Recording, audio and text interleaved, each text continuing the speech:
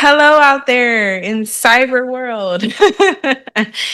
So we are from Cal State San Bernardino Office of Pre-College Programs, and we are here to talk about CSU admissions. So hello. My name is Sherika Bell. I'm the Assistant Director for Educational Talent Search, and Dalia Hernandez, Director for Trio Educational Opportunity Center and Upward Bound. Thank you. Okay, so when it comes to the CSU application, each student, when they get into their senior year of high school, will apply through CSU Apply. So what does that mean?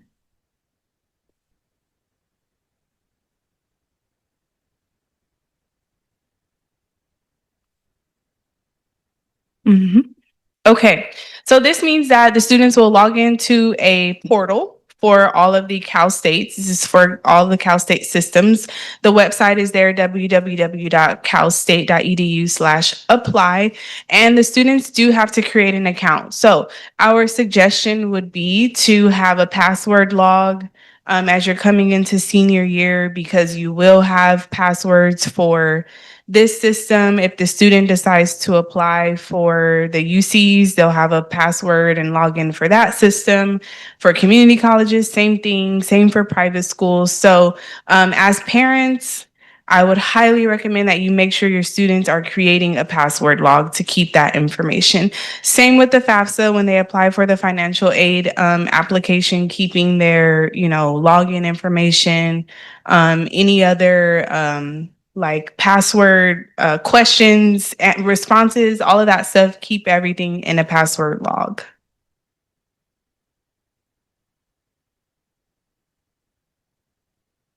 Yeah. So application timeline, this is a very simple graphic that shows first the student will apply to the Cal State system. They'll do that through CSU Apply. Then of course they'll have messaging that their application is in progress. Hurry up and wait, right? Hurry up and get the applications done, and then we're waiting to see what happens.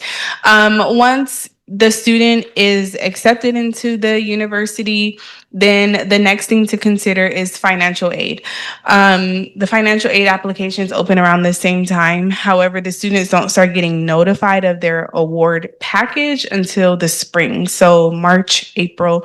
I know universities are looking to send that information out sooner so that students can make decisions sooner. No one Cal State will give the same financial aid package. The student may get different financial aid packages. So it's really important to make sure that you're checking all of the different colleges that the student is applying to. And then of course you enroll. So around in May-ish, the students will have to decide their intent to register. That's normally about May 1st. And a lot of time, schools try to celebrate that. They'll call it like College Decision Day, something like that. That's usually early May. And then any final documents that the student needs to submit. So that's normally transcripts. If anything happens with financial aid, the university may request documents for financial aid or something like that. But it's normally their final transcript that around July the student has to submit. And then the last most exciting thing would be orientation, new student orientation. So this is where freshman students come on campus. Universities do it, the Cal States do it in different ways. They may have a 2-day program. They may have only a 1-day, overnight, online. There's different variations of orientation. Highly, highly, highly recommend students attending orientation, because this is their first big introduction to the university, the services that are offered, the resources, even meeting staff. You can normally meet students from clubs and organizations on campus to see how they may want to get involved. And then a lot of time they help the students kind of figure out how to register for that fall semester. So really important opportunity for students just to help get them acclimated to the campus. Okay, so when do the applications open? Cal State Apply opens normally in the October-ish. Yes, October 1st. And the deadlines are normally up through December-ish. I want to say Thanksgiving. S- yeah. Some of them extended, as you can see on here, to January 31st. For nursing majors, pre-nursing majors, they have until December 2nd. So it's a much sooner deadline because this is an impacted major. Impacted is a lot of students want to get into the program, but there's not enough spaces for all of the students who want to enroll. So parents, as you are coming up on the fall each year, you remember that this is college application season.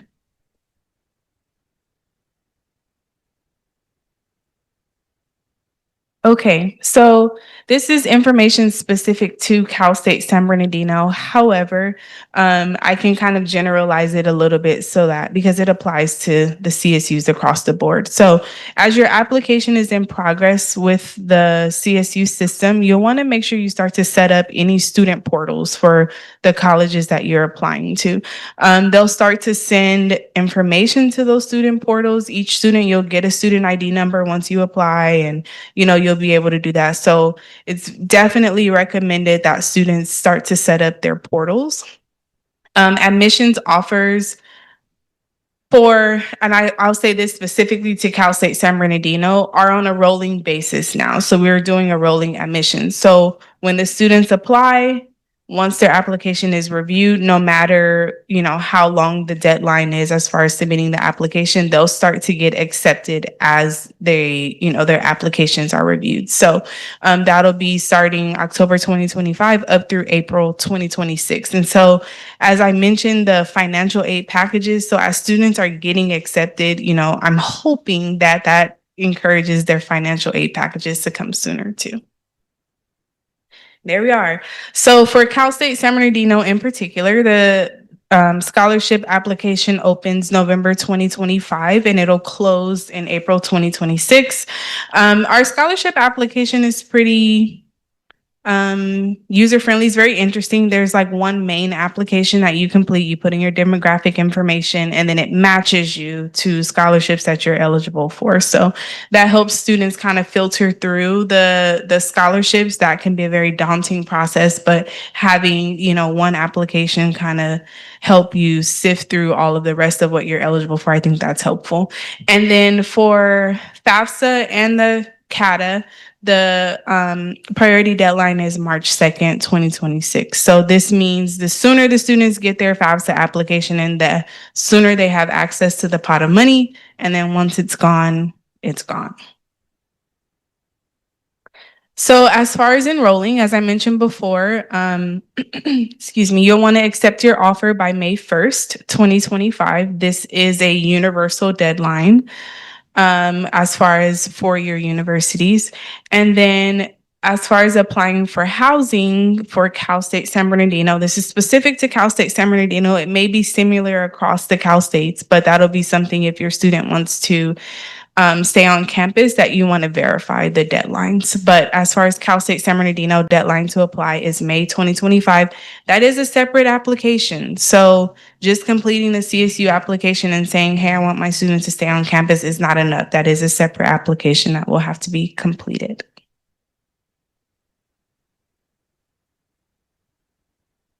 And then the last part of the application timeline is submitting final documents. Like I said before, more than likely that's just the official transcript, and that's usually due July, like mid-July each year. I don't know how. Thank you, Sherka. We're going to talk a little bit about the pre-process before we actually start with the college application season. But to wrap up, again, application deadline, registration is mandatory for students that want to enroll at the different institutions like Cal State San Bernardino. Again, if the student is applying in the fall of 2025, their deadlines are in the spring of 2026. So for example, if a student is submitting their application to Cal State San Bernardino during the October to January timeframe that the application is open, they will have to complete their orientation in the summer of 2026. Okay, they will have to submit their intent to register in May of 2026. So I just want to make sure we understand the timelines. So we're completing applications now, but all the orientation, intent to enroll, follow-up documentation will be submitted in the following year during the spring semester timeline. Okay, next. So what are some of the general eligibility requirements for a first-year student to enroll or apply to a Cal State, like Cal State San Bernardino? For example, they have to be a graduate, a high school student. So all applicants must be a high school graduate or equivalent in order to be considered a first-year student. They must have earned a GPA of 2.5 or above on A through G required courses. And A through G requirements is the coursework that students take from freshman year to senior year that is deemed rigorous to be able to enroll in a four-year institution, whether it be a Cal State, a UC, or a private school. The students must complete the 15-unit comprehensive A through G pattern with a grade or C of better. If a student, for example, is taking English and they get a D, they have to make up that grade to have a C or better in order to be considered A through G eligible. Or a math course. Math is a required course in the A through G pattern. So if they fail to not meet a C or better, they will need to retake that course in order to become A through G eligible. Next. So multi-factor admission score. This is a score that is used to calculate GPA in A through G coursework. Applicants are include into this multi-factor admission score. Institutions like Cal State, San Bernardino include work experience, participation in educational programs or extracurricular activities, veteran status, etc. And then for, again, first-year students, the critical component is the A through G college preparatory pattern with grades or C of better. And you can, all of our high schools have articulation agreements with the CSU system. So you're able to find the high school articulation agreements of A through G courses that are approved for each high school through the link that is on the presentation. Next.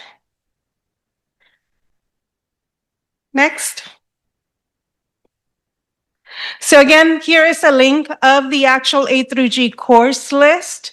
Again, all high schools have to submit their A through G core list for articulation approval to all the systems of higher ed. For example, the Cal State system or the UC system. And each year, the articulation agreement may be different. So it's very important that as your students are inputting the information on the application as far as their A through G course list, that they look at the appropriate year level. So for example, if there were a ninth grader in 2023-24, that is not the same course list for ninth graders in 24-25. So it's extremely critical that students and you as parents make sure that you look into this information so that your students are inputting the accurate and correct information as it relates to their A through G course list. Next.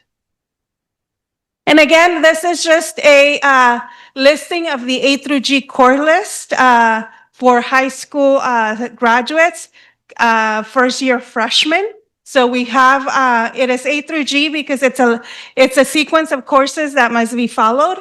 You have, courses in the A column, the B column, the C column. And as I shared earlier, for example, English and math are required A through G courses.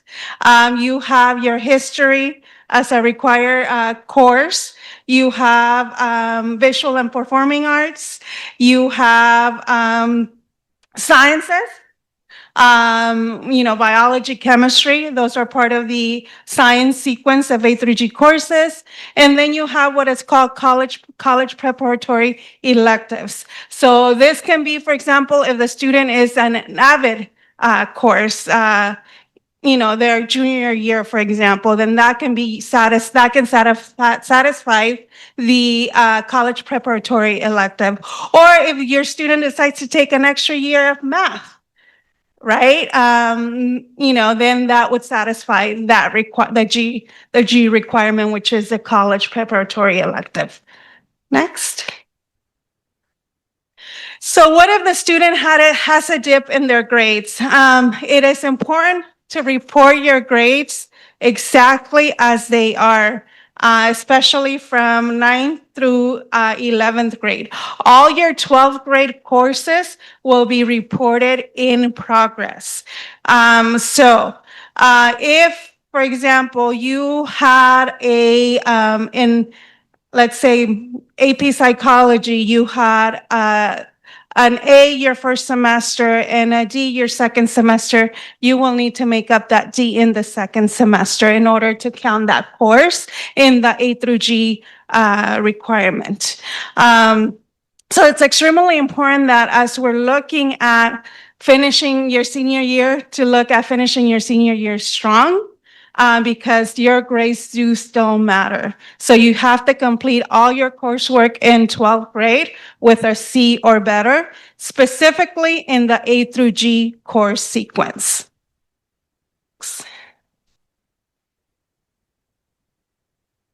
Next. So the GPA requirements. So California residents or California students who reside in the state of California for residency purposes as it relates to admissions have to have a 2.5 or greater in their A through G coursework. So again, some campuses will review applications below the GPA requirement if the program's not impacted. I can tell you right now, pre-nursing, as Sherika mentioned, is an impacted program, and they actually may have a supplemental application that may require a higher GPA than a 2.5. So it's really important that if students are looking to consider, for example, pre-nursing, that they understand that they need to be at that very minimum 2.5 GPA with the understanding that the actual program may have a higher GPA as well. And it may be in particular coursework like the sciences, for example. So they may require that you have, at least a 3.0 in coursework related to the sciences, for example, biology, chemistry. Okay, next. Next. Again, we talked a little bit about program impaction, which basically means that there's too many interests in that particular program that there's slots for. And so at Cal State San Bernardino, the two programs that are currently impacted are nursing and social work. So those are the two programs that may have higher eligibility requirements to be admitted to those programs. The requirement for admissions to the university may be the same across other programs, but for those impacted programs, the programs can have additional requirements imposed for selection and to be admitted to those programs. Next. Next. So again, I know we went over the presentation, but you have our information on the slides. Again, we want to make sure that we are a resource to you.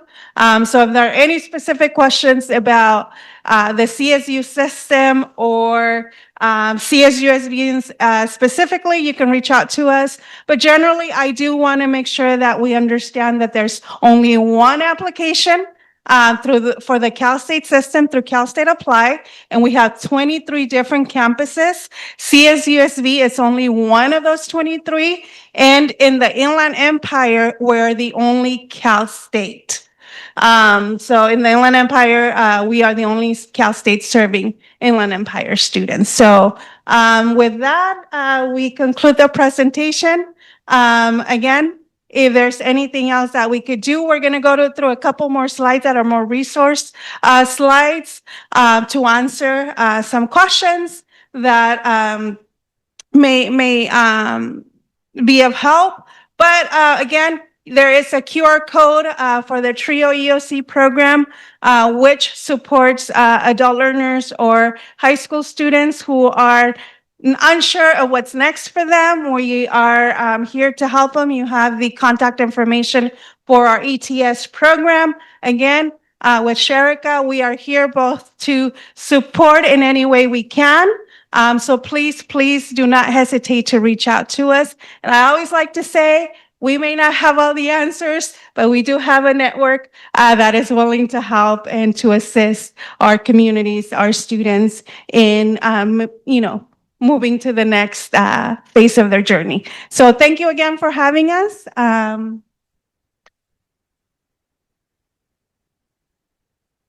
Thanks for being here. Just want to echo what Dahlia said just about support. Our program specifically serves middle and high school students. So parents, if you have any questions on how to support your student as they're transitioning through middle school onto high school, ways that you can keep them on track academically, socially, if there are any social emotional concerns maybe that come up, please feel free to reach out to us. We're more than happy to support you and help you. Good luck. And we hope this information was helpful.